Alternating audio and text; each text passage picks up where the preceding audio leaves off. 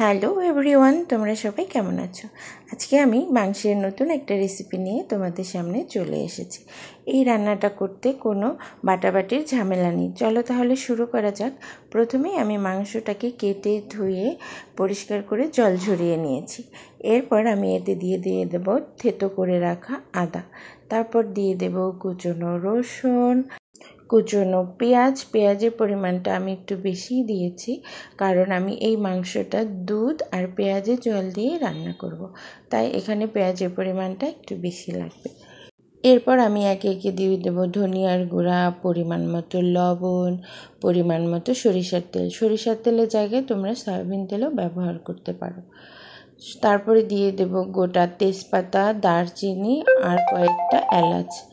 এগুলো দেওয়ার পরে ভালো করে মাখিয়ে নিতে হবে। মাখানোটা কিন্তু ভালো হতে হবে, না হলে মাংসের স্বাদটা ভালো হবে না। ভালো করে মাখিয়ে নিয়ে আমরা এটাকে কিছুক্ষণ রেখে দিতে পারি, তবে আমি আজকে আর কিছুক্ষণ রাখবো না, আমি সাথে সাথেই চুলায় বসিয়ে দেব। প্রথমে রান্নাটায় চুলার আঁচটা বাড়িয়ে দিতে হবে। হাই হিটে 5-6 মিনিট কষিয়ে নিতে হবে।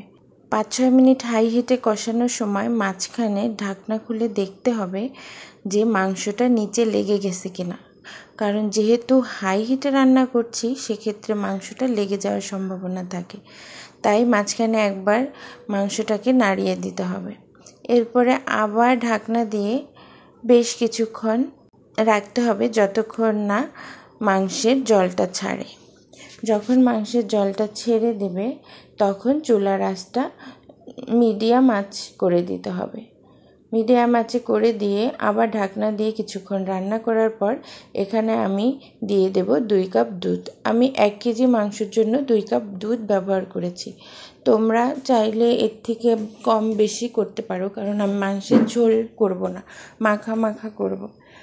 এরপরে আবার কিছুক্ষণ ঢাকনা দিয়ে রান্না করে নিতে হবে। তারপরে এতে অ্যাড করব আমি কয়েক টুকরা পেঁপেটা আমি আগে থেকেই কেটে ধুয়ে পরিষ্কার করে নিয়েছি। পেঁপেটা দিয়ে আমি রান্না করব যতক্ষণ না আমার পেঁপেটা সেদ্ধ হয়। আমি পুরো রান্নাটাই বলতে গেলে ঢেকেই করব। তাই পেঁপেটা সিদ্ধ হয়ে গেলে আমি এখানে দিয়ে দেব থেতো করে রাখা কাঁচামরিচটা আমি 1 কোয়া রসুন আর সামান্য 1 টুকরা আদা দিয়ে থেতো করে নিয়েছি। এতে মাংসের গন্ধটা খুবই সুন্দর আসে। আর চেষ্টা করবে এই থেতো করা কাঁচামরিচটা রান্নার শেষে দিতে। এরপর আমি এতে দিয়ে দেব ভেজে রাখা গরম মশলা, এটা আমি ঘরেই তৈরি করেছি।